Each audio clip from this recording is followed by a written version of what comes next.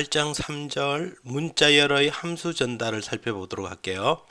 이번 절에서는 두 가지 형태로 한번 살펴볼 건데요. 문자열을 함수의 인자로 전달하기라는 주제로 하나 살펴볼 거고요. 또 하나는 문자열을 담을 수 있는 문자열 버퍼를 준비해서 함수에게 전달을 하면 그러면 그 전달된 버퍼에 배열 버퍼에 그 함수 내에서 우리가 원하는 형태로 초기화를 해주는 형태로 이렇게 해서 전달되어진 버퍼를 함수 내에서 사용하는 형태로 한번 살펴보도록 할게요. 첫 번째 거는 앞절에서 살펴본 우리 문자열의 길이를 구하는 string length 함수를 직접 한번 구현을 해보면서 간단하게 한번 살펴볼 수 있을 것 같아요. 그래서 문자열을 전달받아서 사용하는 과정을 만들어 볼게요. 자, myStringLength라는 함수를 하나 만들 거고, 우리도 마찬가지로 전달받은 문자열에 대한 수정은 없을 거다라고 const로 지정을 해주고서 이렇게 해서 문자열을 전달받으면 그 문자열의 길이를 세워놨다가 그래서 그 문자열의 길이를 반환하는 정수를 반환하도록 준비를 해놨어요. 자, 그러면 앞에서 봤던 것처럼 우리가 메인 함수에서 이 세 가지 형태로 한번 문자열을 생성을 해서 그래서 myStringLength에다가 각각 지정을 해서 길이를 조사하게끔 하고 나서 마치고 풀이 str3는 몰락을 했으니까 풀이하는 것까지 실행을 해줄게요.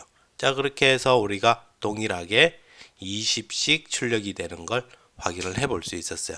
자, 여기서는 큰 그건 없고 이제 여러분도 문자열을 전달할 때면은 이 문자열에 대한 수정이 필요하냐 필요 없냐에 따라서 이와 같은 const를 사용을 해줄 수 있으면 좋을 것 같아요.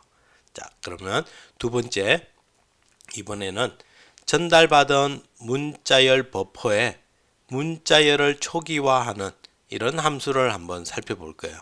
그래서 자, 함수의 외부에서 버퍼를 전달할 때 이제 다음 사항에 좀 신경을 써줘야 되는데, 첫 번째는 버퍼의 주소와 크기에 대해서 먼저 결정이 되어 있어야 돼요. 이 버퍼는 이제 호출하는 척에서 책임을 지도록 되어 있기 때문에 이거에 대해서 결정을 해서 배열로 만들어서 사용하든지 또는 메모리 동적 할당을 받아서 사용을 하든지 결정이 돼야 될 거고요. 두 번째는 버퍼에 대한 이 관리는 호출하는 측에서 책임지도록, 그 말은 메모리 동적 할당을 받았다면 풀이하는 것까지 해줘야 된다는 거죠. 함수 내에서 처리하는 게 아니라 그 함수를 호출하는 측에서 처리하게끔. 그 다음 세 번째는 특정 반환값이 존재하면 해당 반환값을 반환을 하고, 아닌 경우에는 전달된 버퍼에 대한 포인터를 반환하게끔 만들어주는, 이게 표준 문자열 함수들의 대부분의 구현 스타일이 이렇게 되어 있어요. 그래서 보면 우리가 string length 같은 이런 함수는 들어온 문자열에 대한 길이를 알려주는 함수이기 때문에 정수값이 반환이 되고 있어요. 이렇게 특정 값이 필요하면 이와 같은 특정한 값으로 반환하게끔 해주고, 근데 string compare 또는 string strcat 같은 이런 함수에서들은 전달을 해주면 첫 번째 전달한 이 문자열의 주소값 이걸 반환을 해주고 있어요. 이 string cat은 이 첫 번째 문자열의 뒤에 문자열을 복사를 해주는 역할을 하는데, 반환값은 누구다? 이곳의 주소값이 반환되게끔. 그래서 여러분도 이런 문자열 관련된 표준 함수들을 살펴보면 이 세 번째 특징을 살펴볼 수 있을 거예요. 자, 그래서 우리가 smprintf 함수를 통해서 위의 특징들을 한번 살펴보도록 할게요. 자, 먼저 snprintf는 sprintf의 짝이 될 거예요. 다른 우리 스트링 문자열 관련된 함수들이 다 이랬죠. string copy 같은 함수가 있었고 string에서 내가 지정한 만큼만 하는 게 n이 들어간 게 있었어요. 이거와 똑같이 sprintf와 snprintf가 존재를 하고요. 이 함수는 하는 역할이 내가 전달해준 버퍼에 지정한 특정한 포맷의 형태로 문자열을 구성을 해서 이곳에 구성을 해주게끔 하는 거예요. 그러면 이 호출 후에는 우리가 버퍼에 보면 우리가 지정한 형태로 문자열이 완성되어 있는 걸 볼 수 있을 거라는 거죠. 자, 그 다음에 이 snprintf는 이 다른 거와 여타 마찬가지로 길이에 대한 정보를 전달해 줌으로써 버퍼 오버플로우가 일어나는 걸 방지할 수 있게끔 해주는 거죠. 그래서 동일하게 여기에 버퍼 그 다음에 사이즈를 전달받을 수 있게끔 그리고 지정해준 포맷으로 문자열을 구성할 수 있게끔 해준대요. 자, 이렇게 해서 그리고 여기에서 반환값 얘는 반환값은 버퍼에 저장된 문자열의 길이를 반환해주는 값을 반환을 해준대요. 이렇게 해서 우리가 sprintf라는 걸 이용을 해서 한번 사용을 해볼게요. 그래서 예제를 한번 살펴보면서 바로 살펴보면 자, 캐릭터 버퍼에서 100자를 저장할 수 있는 버퍼를 준비해 놨고요. 다음 정수 2개를 저장할 수 있는 n과 sn 다음에 소프트 파워라는 이름에서 문자열 상수를 가리키게끔 준비를 해 놨고요.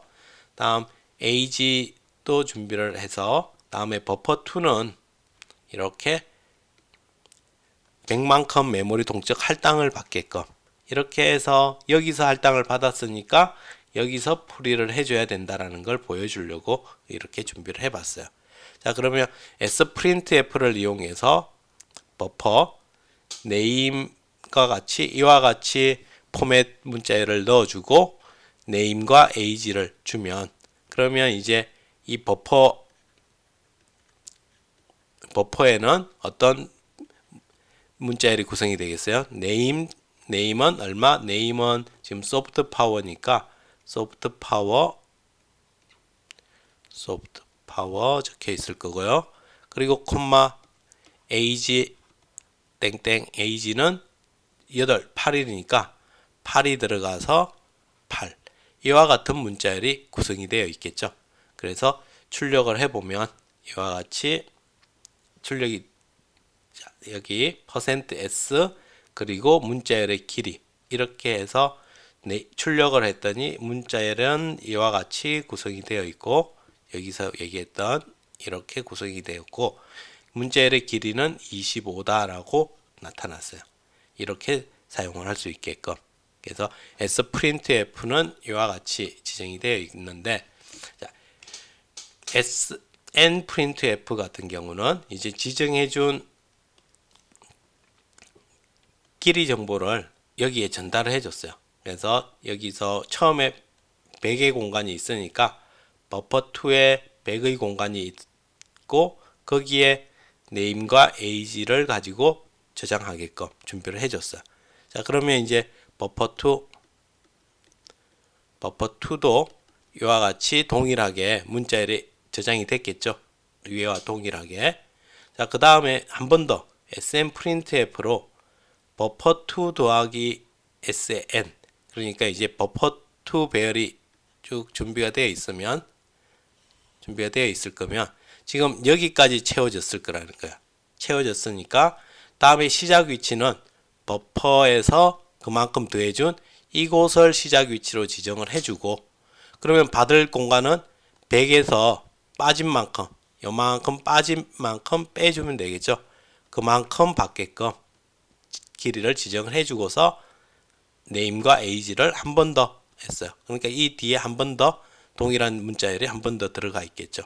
이렇게 해서 우리가 이 sn의 이 값이 입력받은 문자열의 길이 전체 100이 아니라 우리가 여기서 만들어진 이 문자열의 길이만의 정보가 반환이 된다는 걸 확인을 한번 해본 거예요.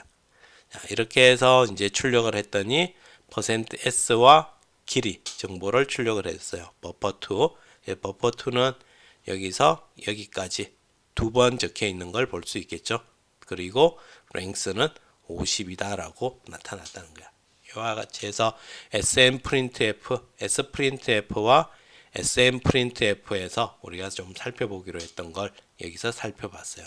그래서 하나 신경 쓸게, 이렇게 해서 버퍼를 만들었으면, 메모리 동적 할당을 받았으면 호출한 척에서 정리를 해주자라는 거, 이것까지 확인을 해봤어요. 자, 문자열의 함수 전달 부분에서는 실제 출력 받아서 그 부분을 이용해서 길이를 세워서 반환해주는 형태, 그리고 두 번째는 버퍼를 받아서 그곳에다가 함수 내에서 내용물을 채워주는 역할을 하게끔 하는 이런 형태로 한번 살펴봤습니다.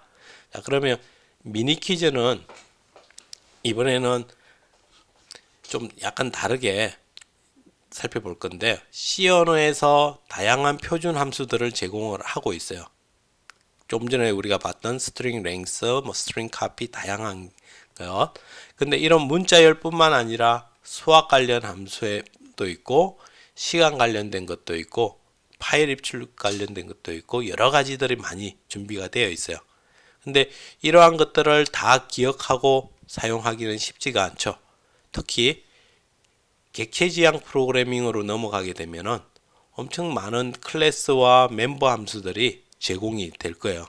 이 제공된 것들을 이제 사용을 할 건데, 이걸 모두 기억하고 사용할 수는 없거든요. 그래서 이제 우리가 필요시에 API 문서를 참고를 해서 활용을 할 수 있어야 될 거야. 그래서 이번에는 우리가 strtok, string tokenize 함수인데, 문자열을 분리할 수 있는 이 함수의 사용법을 여러분들이 책이나 또는 인터넷을 통해서 한번 함수 정의를 확인을 해보고 아래 문제를 한번 이 함수를 이용해서 해결해 볼 수 있도록 할게요. 그래서 아래쪽에 문자열 입력이라고 해서 최대 100자를 넘지 않는 100자를 이하의 문자열을 입력을 받게끔 할 거예요. 문자열 입력을 받고, 그리고 여러분이 구분하고 싶은 문자, 지금 만약 여기서는 지금 한 칸 띄워진 이 스페이스를 구분을 문자로 삼아서 구분을 하고 싶어요. 그래서 여기에 스페이스, 여기에 지금 한 칸 띄워놨는데 안 보이잖아요. 그래서 스페이스라고 이렇게 제가 적어놨어요. 그래서 이걸 적는 게 아니고 여러분은 스페이스를 한 번만 누르면 돼요. 이렇게 해서 엔터를 치면 이제 구분이 되어서 토커나이즈 되어서 이렇게 출력이 돼야 될 거야. 또 두 번째는 내가 대시와 그 다음에 콜론을 이용해서 이걸 구분을 하고 싶어요. 그래서 문자열을 이렇게 입력을 하고 대시와 콜론을 붙여서 이렇게 넣고 엔터를 치면 이와 같이 분리가 돼서 출력되도록 해주면 돼요. 자, 이렇게 해서 표준 함수의 정의, 함수 정의를 보고, 그리고 그걸 이제 적용하는 연습을 한번 해볼 수 있도록 할게요. 자, 그러면 여기까지 한번 진행을 해보세요. 수고하셨습니다.